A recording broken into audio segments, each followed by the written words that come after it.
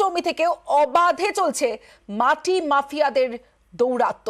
মাটি চুরি হচ্ছে, দেখুন জমি, চাষযোগ্য জমি, সেখান থেকে মাটি চুরি হচ্ছে এবং প্রশাসনকে বুড়ো আঙুল দেখিয়ে বেলডাঙ্গা 2 নম্বর ব্লকের রেজিনগরে অবৈধভাবে চাষের জমি নষ্ট করে মাটি কেটে পুকুর করা হচ্ছে বলে অভিযোগ। যে ছবি আপনারা দেখছেন, বেলডাঙ্গা 2 নম্বর ব্লকের রেজিনগরে অবৈধভাবে এভাবেই চাষের জমি, আর সেই চাষের জমি থেকে মাটি মাফিয়াদের দৌরাত্ম, মাটি চুরি হচ্ছে। সরাসরি চলে যাব, প্রণব বন্দ্যোপাধ্যায় রয়েছে আমার সঙ্গে, প্রণবের সঙ্গে কথা বলবো। প্রণব, প্রথমেই জানতে চাইবো যে এই মাটি চুরি করা হচ্ছে, এই কাজ, এই কারবার কতদিন ধরে চলছে এলাকায়? দেখো, দীর্ঘদিন ধরেই চলছে, কিন্তু এই মাটি মাফিয়ারা এতটাই শক্তিশালী যে যে কৃষকদের জমিতে আর কি তারা মনে করছে তারা কিন্তু সেটা নিয়ে নিচ্ছে এবং কৃষকরা মুখ খুলতে ভয় পাচ্ছে। এবং মাঝখানে, মাঠের মাঝখানে একটি জমি নিয়ে তারা পুরো মাটি তুলে নিচ্ছে এবং সেই জায়গাটা পুকুর হয়ে যাচ্ছে। তার ফলে পাশের যে সমস্ত চাষযোগ্য জমি সেগুলো কিন্তু নষ্ট হয়ে যাচ্ছে এবং তখন বাধ্য হয়ে এই কৃষকরা কিন্তু এই মাটিওয়ালাদেরকে তখন তাদের মাটি কাটতে দিতে বাধ্য হচ্ছে এবং তারা বিভিন্ন জায়গাতে প্রতিবাদ করেছে, কিন্তু কোনো রকম সদুত্তর পায়নি। সবচেয়ে বড় ব্যাপার, রেজিনগর থানা থেকে আরম্ভ করে ভূমি সংস্কার অধিকারী যে যারা আছে, আধিকারিকরা আছেন, তারাও কিন্তু বিষয়টা জানে। এবং সবচেয়ে বড় ব্যাপারে এই তোমার প্রতিদিন কয়েকশো তোমার ট্রাক্টর করে মাটি ভরে নিয়ে যাচ্ছে গ্রামের উপর দিয়ে। এই জায়গা থেকে জানতে চাইবো যে প্রত্যেকে জানে, স্থানীয়রা অভিযোগ করেছেন, কিন্তু তারপরেও এই মাটি মাফিয়া দৌরাত্ম্য বন্ধ হচ্ছে না কেন? এর পিছনে কারা রয়েছেন? কে এই অবৈধ কাজের সঙ্গে যুক্ত?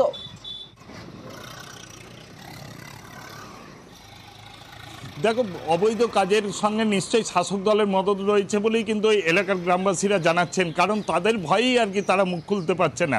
কারণ মুখ খুললেই তাদের কপালে কষ্ট হয় বা জোর করে তার জমি কেড়ে নেবে, এরকম একটা ভয় পাচ্ছে। এবং এই ব্যাপারে কিন্তু যদিও তৃণমূলের যিনি নেতা রয়েছেন আতাউর রহমান, যিনি প্রাক্তন ব্লক সভাপতি, তিনি কিন্তু অস্বীকার করেছেন যে শাসক দলের সঙ্গে কোনো রকম যোগাযোগ নেই। এই মাটি মাফিয়ারা কিন্তু কেউ নির্দিষ্ট নাই, এরা কিন্তু প্রতিটা দলকেই যে নেতৃত্বরা রয়েছে তাদেরকে টাকা দেয়, দিয়ে সাধারণ যে কৃষক রয়েছে তাদের জমিকে অল্প দামে নিয়ে এইভাবে মাটি কারবার করছে এবং কৃষি জমি, যে সমস্ত জমি রয়েছে সেই সমস্ত জমিকে বিঘের পর বিঘে কিন্তু নষ্ট করছে বলে অভিযোগ। যাদের এই জমি, চাষযোগ্য জমি, মাটি চুরি হচ্ছে, তারা সেই জমির মালিকরা, তারা কি বলছেন, তাদের কি বক্তব্য?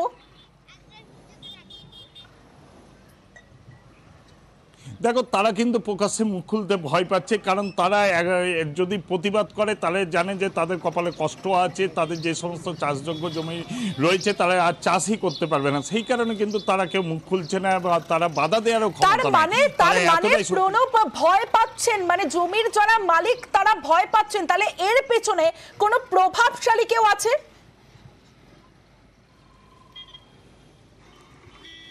অবশ্যই সমস্ত জায়গাতে, এই মুর্শিদাবাদ জুড়ে তোমার মাটি মাফিয়াদের দৌরাত্ম্য কিন্তু ব্যাপকভাবে চলছে এবং তাদেরকে প্রত্যক্ষভাবে মদত দিচ্ছে শাসক দলের এক শ্রেণীর নেতৃত্বরা। অন্যদিকে তোমার হচ্ছে পুলিশের মদতে মোটা টাকার বিনিময়ে এইভাবে কৃষি জমি বিঘের পর বিঘে কিন্তু নষ্ট হয়ে যাচ্ছে মুর্শিদাবাদের বিভিন্ন জায়গাতে। এটা হচ্ছে রেজিনগরে শুধু একমাত্র একটা অংশ দেখলাম, কিন্তু যদি প্রতিটা ব্লকেই যাই তাহলে কিন্তু সেই একই চিত্র দেখতে পাবো। এবং পুরো মুর্শিদাবাদ জেলা জুড়েই এই অবৈধ মাটি মাফিয়াদের দৌরাত্ম্য চলছে। আমরা রেজিনগরের ছবি দেখালাম, কিন্তু এরকম একাধিক জায়গায় চলছে। আর এই মাটি কাটা হলে যে কোনো সময় বন্যা হয়ে যেতে পারে বলে আশঙ্কা করছেন স্থানীয় বাসিন্দারা, কিন্তু এর পিছনে কোনো প্রভাবশালী আছে বলেই তারা মুখ খুলতে ভয় পাচ্ছেন। তবে এই ঘটনা নিয়ে রাজনৈতিক তরজা তুঙ্গে। পয়সা ইনকাম করতে করতে এলাকার মানুষ, জনজীবন যে কতটা বিপন্ন জায়গায় যাবে সেই মানসিকতাটাই হারিয়ে ফেলেছে বর্তমানে শাসক দলের সবাই জড়িত। নাহলে রাতের অন্ধকার, দিনের বেলায় এইসব লুকোচুরি মাটি কাটা হয় কি করে? মাটি কাটার পয়সা ভাটানালা মালিকরা দিয়েছে বলে এই তো নয়। দেশ শুদ্ধ জায়গার মাটি কাটবে, যে মাটিগুলো কাটলে আগামী দিনে সমাজের ক্ষতি হবে, দেশের ক্ষতি হবে, গ্রাম ডুবে যাবে, তা কিন্তু নয়। দেখুন, এটা মূলত এটা দেখার দায়িত্ব রয়েছে বিএলআরও এবং প্রশাসন। আমরা বিগত দিনে বিএলআরওকে এবং প্রশাসনকে জানিয়ে রেখেছি, কিন্তু আমরা শুনতে পাচ্ছি যে এই ধরনের যারা মাটি মাফিয়া রয়েছে তাদের দৌরাত্ম্য বেড়েছে। তো যাতে তাদের বিরুদ্ধে যথাযথ ব্যবস্থা নেওয়া হয় তার জন্য আমরা আবারও বিএলআরওকে এবং লোকাল প্রশাসনকে জানাচ্ছি। এবার শাসনের দিকে নজর রাখবো। শাসনে পোস্ট অফিস থেকে লক্ষ লক্ষ টাকা উধাও, পোস্ট অফিসের টাকা রেখে বিপাকে গ্রাহকরা। পলাতক পোস্টমাস্টার চন্দন চৌধুরী আর শাসন থানার বৈদ্যপাড়া পোস্ট অফিসের ঘটনা। পোস্টমাস্টারের বিরুদ্ধে থানায় অভিযোগ হয় এবং তারপরেও তারা টাকা ফেরতের দাবিতে অবরোধ করেন, রাস্তা অবরোধ করেন মহিলারা অর্থাৎ গ্রাহকরা। কারণ এই পোস্ট অফিসে টাকা রেখে বিপাকে গ্রাহকরা। আমার সঙ্গে রয়েছে জিয়াউল আলম, জিয়াউলের সঙ্গে কথা বলবো। জিয়াউল, পোস্টমাস্টার চন্দন চৌধুরীর বোঝাই যাচ্ছে যে এই টাকা উধাওয়ের সঙ্গে চন্দন চৌধুরীর যোগ রয়েছে, কারণ তিনি পলাতক। ঠিক কি অভিযোগ গ্রাহকদের? দেখো, প্রায় শপাথে গ্রাহকের দাবি যে এই যে শাসন থানার বৈদ্যপুর পোস্ট অফিস রয়েছে, সেখানে গ্রাহকরা বছরের পর বছর কষ্টের টাকা, কেউ মেয়ের বিয়ে দিবে সেই টাকা গচ্ছিত করে রেখেছে, কেউ বাড়ি করবে সেখানেও টাকা রেখেছে এবং সেই টাকা প্রায় কয়েক লক্ষ লক্ষ টাকা সেখানে রেখেছে। বছর 5 ধরে তারা জমা দিচ্ছেন, কিন্তু সেই টাকা কোনো রকম ভাবে জমা হচ্ছেন না। পরে পুরো টাকাটাই তিনি এই পোস্টমাস্টার তিনি আত্মসাৎ করেছেন এবং যখনই এই গ্রাহকরা প্রায় বছর খানেক ধরে তাকে চাপ দিচ্ছেন সে টাকা কোথায় গেল, টাকা পাচ্ছেন না, টাকা তোলার জন্য যখন তারা এসছেন কিন্তু তুলতে পারছেন না, তখন সেই গ্রাহক একেবারে এই পোস্টমাস্টার সেখান থেকে উধাও হয়ে যায়। ফলে বছর দেড়েক ধরে তারা এখানে এদরে ওদরে ঘুরছে, কিন্তু কোনো অভিযোগ, একাধিকবার অভিযোগ করেছে কিন্তু কোনো ফল না হয়। আজকে তারা একেবারে এই যে টাকি রোডের মতন গুরুত্বপূর্ণ রোড, সেই রোড দীর্ঘক্ষণ অবরোধ করে এবং পুলিশ আসে, পুলিশি আশ্বাসে অবশ্য অবরোধ হবে, কিন্তু কিভাবে সেই পোস্টমাস্টারের কোথায় রয়েছে সে তো বেপাত্তা। একটা প্রশ্ন আসে যে পোস্টমাস্টার চন্দন চৌধুরী সে বেপাত্তা পলাতক, কিন্তু এই পোস্ট অফিসে অন্যান্য কর্মীরাও রয়েছে, তারা কি কিছুই জানতেন না? তারা কি বলছে, তাদের কি বক্তব্য? যেহেতু একেবারে পোস্টমাস্টার তিনি দায়িত্বে ছিলেন, ফলে তিনি পুরো দায়িত্ব তিনি সামলাতেন, অন্যান্য কর্মীরা সেইভাবে জানতেন না, অথচ সেই টাকা কোথায় যাচ্ছে, কিভাবে তিনি জমা করছেন কি জমা করছেন না, সেই টাকা কোথায় জমা দিচ্ছেন সেটা কিছুই জানতেন না।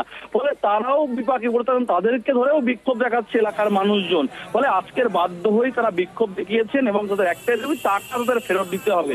তারপরে পুলিশি আশ্বাসে অবশ্য অবরোধ ওঠে, কিন্তু এই যে প্রায় শতাধিক গ্রাহক রয়েছে তাদের একটাই দাবি, টাকা তাদের দিতেই হবে। তখন সবারই কষ্টের টাকা, টাকা নিয়ে কোথায় যাবেন চন্দন বাবু, ফলে তার খোঁজ করছে পুলিশ যেমন এবং গ্রাহকরাও। ফলে সব মিলিয়ে এই পোস্ট অফিসের যে হায়ার অথরিটি রয়েছেন তারাও কিন্তু আশ্বস্ত করেছেন যে অবিলম্বে দ্রুত সিদ্ধান্ত নেওয়া হবে, যে টাকা কিভাবে ফেরানোর প্রসেসিং আছে সেটা দেখছেন এবং টাকা যাতে ফেরত দেওয়া যায় গ্রাহকদের সেই ব্যাপারে আশ্বস্ত করেছেন গ্রাহকদের, এমনটাও কিন্তু জানা গেছে।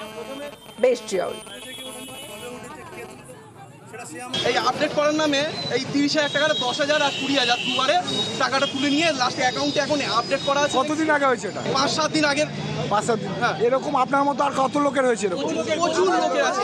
আচ্ছা দেখুন, এখানে তো অ্যাকাউন্ট হোল্ডার কম না, আমরা যেহেতু আমরা গ্রামের মধ্যে, এখানে অ্যাকাউন্ট হোল্ডার প্রচুর আছে যারা ওনার প্রতি একদম নিবিড়ভাবে বিশ্বাস করেছে। দেখা যাচ্ছে গ্রামের মহিলারা মারা সব কম বেশি 1,000, 2,000, 500 করে যেভাবে দিয়ে একটা মিনিমাম অ্যামাউন্ট তৈরি করেছে। তাদের বলতো দেখা যাচ্ছে কেউ 5,000 কি 10,000 টাকা দিল যে আমি আপডেট করে দেবো, বইটা রেখে যান। এই চলে যাওয়ার সময় যে আপডেট করে যাবো, বইটা রেখে যান বলে এই যে পুরো ক্যাশ ফাঁকা করে দিয়েছে অ্যাকাউন্ট। এবার বাঁকুড়ার দিকে নজর রাখবো। খোলামুখ কয়লা খাদানে ধসে চাপা পড়ে মৃত এক। বাঁকুড়ার বরজোড়া ব্লকের নর্থ কলিয়ারের ঘটনা। মৃতের নাম কার্তিক বাউরি। ঠিক কিভাবে এই মৃত্যু জানবো, প্রিয়ব্রত রয়েছে আমার সঙ্গে। প্রিয়ব্রত, দেখো, বাঁকুড়ার বরজোড়ার যে খোলামুখ কয়লা খনি রয়েছে, নর্থ ব্লক খোলামুখ কয়লা খনি, সেখানে রাজ্য সরকারের পাওয়ার ডেভেলপমেন্ট কর্পোরেশন তাদের কয়লা উত্তোলন শেষ হয়ে গেছে এবং তারা সেই খোলামুখ কয়লা খনি ছেড়ে চলে যায়নি, কিন্তু এই খোলামুখ কয়লা খনি পরিত্যক্ত অবস্থায় পড়ে রয়েছে এবং স্থানীয় মানুষজন যারা শ্রমিক রয়েছে তারা কিন্তু প্রতিদিনই নিয়ম করে এই খোলামুখ কয়লা খনিতে যান এবং যে পড়ে থাকা কয়লা রয়েছে, যেগুলো পরিত্যক্ত কয়লা খনিতে যারা উত্তোলন করেছিলেন তারা নিয়ে যায়নি, সেই সব কয়লা জোগাড় করেন এবং নিয়ে বিক্রি করেন। এইটাই তাদের জীবিকা এবং সেই কয়লা খনিতেই আজ কিন্তু ভোর বেলাতে কিন্তু কয়লা উত্তোলন করতে গিয়েছিলেন মালিয়ারা গ্রামের বছর 36-এর কার্তিক বাউরি সহ আরো বেশ কয়েকজন। সেই সময় কয়লা খনির ছাদ, সেই মাটির ছাদ ধসে পড়ে এবং কার্তিক বাউরির উপরে ঘুরে পড়ে এবং তারপর সেখান থেকে যারা আরো তার সঙ্গে গিয়েছিলেন তারা পালিয়ে যায় এবং বরজোড়া থানায় খবর যায়। বরজোড়া থানার পুলিশ যেয়ে সেখান থেকে উদ্ধার করে এই মৃতদেহ নিয়ে আসা হয় বাঁকুড়া সম্মিলনী মেডিকেল কলেজ হাসপাতালে ময়নাতদন্তের জন্য। যেটা অভিযোগ উঠছে যে এই কয়লা খনি কিন্তু পরিত্যক্ত অবস্থায় পড়ে রয়েছে এবং স্থানীয় মানুষজন তারা কিন্তু প্রায়শই ওই কয়লা খনিতে যায়। পঞ্চায়েতের পক্ষ থেকে বারবার ধরে তাদেরকে সাবধান করা হয়েছে যে খোলামুখ কয়লা খনি যে কোনো সময় বড় সড় বিপদ করতে পারে। পঞ্চায়েতের প্রতিনিধিরা বারবার অ্যানাউন্সমেন্ট ডিমান্ড করেছে, কিন্তু তারপরেও এই প্রবণতা কিন্তু কমেনি। আর সেখানেই কিন্তু প্রশ্নচিহ্ন উঠছে, তাহলে প্রশাসন বা পুলিশের ভূমিকা কি, সেটা নিয়েই প্রশ্ন তুলেছে কিন্তু বিজেপি নেতৃত্ব। তারা দাবি করছে পোড়ামুখ কয়লা খনি থেকে বারবার ধরে এই ধরনের দুর্ঘটনা ঘটছে, কিন্তু প্রশাসনের তরফ থেকে কোন রকম ব্যবস্থা নেওয়া হচ্ছে না। বেশ, প্রিয়ব্রত।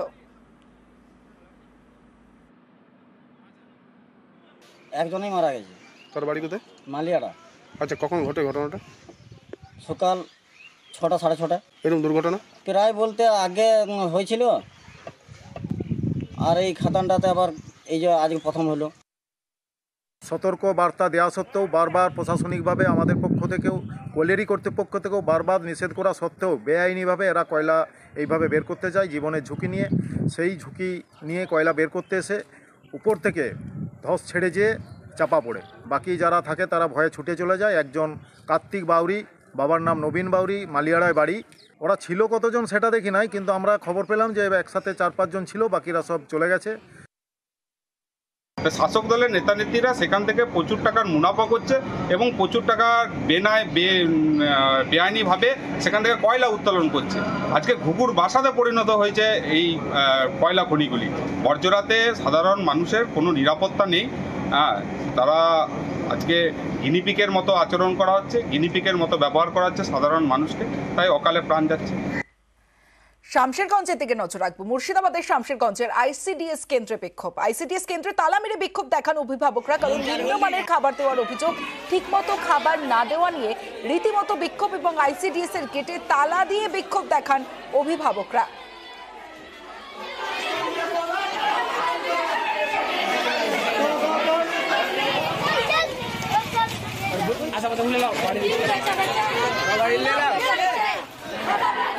বাচ্চাদের খাবার দিতে হবে, শিক্ষার ব্যবস্থা করতে হবে।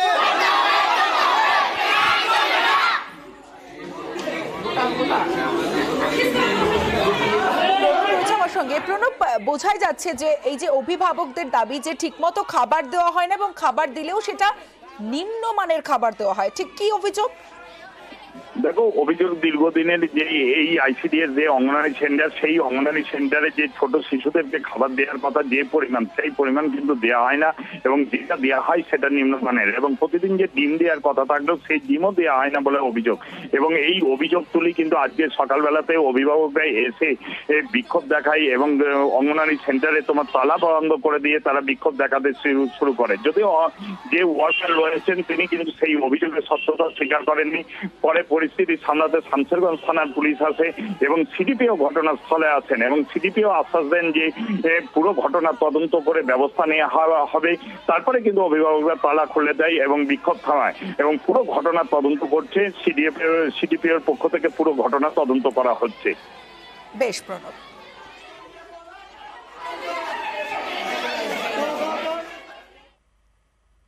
ফালাকাটায় বিক্ষোভের মুখে বিজেপি প্রার্থী।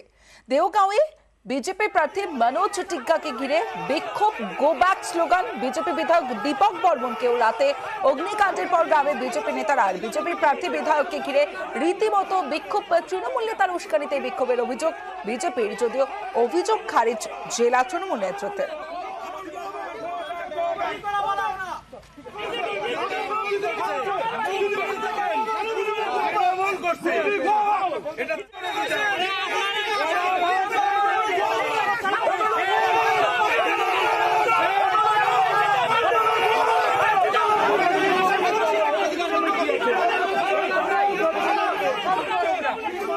আমাকে ধ্বংস না। আরে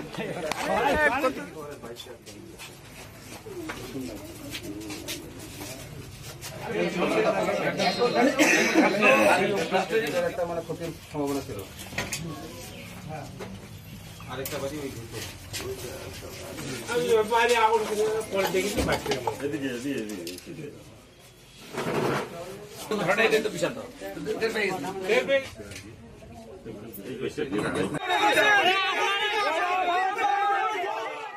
আমার মিসেস যখন সকালবেলায় ছাপা করতে আসে তখন জানতে পারে, দেখে যে এটার মধ্যে আগুন লাগছে।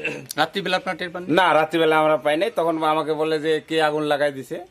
তখন যখন আমি দেখি তখন আরো লোক বলে কি ওই বাড়িতে আগুন লাগাই দিছে, ওই বাড়ি। তখন শুনি 5 বাড়িতে আগুন লাগাই দিছে। না, কোনো আমাদের কোনো সন্দেহ নেই। কেউ বা কারা যে কোনো লোকে তো লাগাই দিয়েছে, কিন্তু আমরা তো না দেখে তো আর বলতে পারতেছি না যে কে লাগাই দিয়েছে আগুনটা।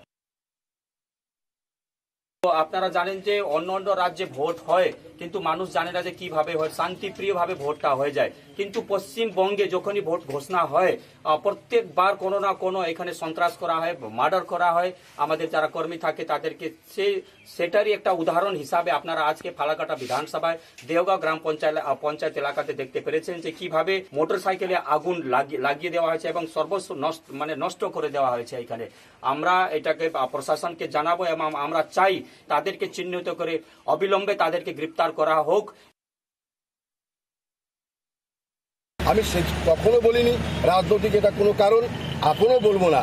যদি বিজেপি এটাকে রাজনৈতিক চক্রান্ত মনে করে তাহলে তারাই লাগিয়ে দিয়েছে। কারণ তৃণমূলের কর্মীর বাড়িতে কারা লাগাবে? তৃণমূলের বিজেপির লোকরাই লাগিয়েছে যদি তারা বলে। কিন্তু আমি এখনো বলছি, তখনও বলেছিলাম যে এটা কোনো অভিসন্ধি করে কোনো বাজে কাজ করেছে, তার বিরুদ্ধে ব্যবস্থা নেওয়ার জন্য।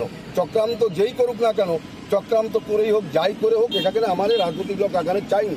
যেহেতু বিজেপি লোক রং লাগানোর চেষ্টা করছে, আমাদের কর্মীর বাড়িতে আমরাই লাগাবো। আমরা কিন্তু এর আগেও বলিনি যেটা রাতে দুষ্কৃতীরা করেছে, আমরা বলেছি। যেহেতু তারা বলেছে, আমি বলতে পারি তারা জানে তাদের লোক লাগিয়েছে, তাই তারা বলছে তৃণমূলের লোকরা লাগিয়েছে। তাদের লোকেরাই, তাদের বিজেপির কর্মীরাই এখানে রাতের অন্ধকার আমাদের কর্মী বাড়িতে লাগিয়েছে। এবার দত্তপুকুরের দিকে নজর রাখবো। ফের আইএসএফ তৃণমূল সংঘর্ষ। এবার দত্তপুকুর চায়ের দোকানে আলোচনা থেকে বচসা, তারপর হাতাহাতি। এই ঘটনায় দুপক্ষের মোট 5 জন আহত হয়েছেন। টিএমসির কিছু দুষ্কৃতী, যাদের কোনো কাজ নেই, সারাদিন গ্রামের মধ্যে অশান্তি। পঞ্চায়েত ভোটে আমাদেরকে উঠতে দেয়নি, লোকসভা ভোটে উঠতে দেবে না, তার জন্য এই পরিকল্পনা। ওরা কিছু পেলেই আমাদের মারধর করছে আর পুলিশ প্রশাসন দিয়ে তুলে দিচ্ছে। ওরা চাইছে না যে আমরা আইএসএফটা এখান থেকে খাড়া হোক। আইএসএফ যদি এখানে যদি জোর করে কিছু কথাও বলে, তাও আইএসএফের দোষ। ওরা চাইছে সব টিএমসি করবে, সবাই টিএমসি থাকবে। এটা আমরা মেনে নিতে পারছি না, এটাই আমাদের বড় দোষ।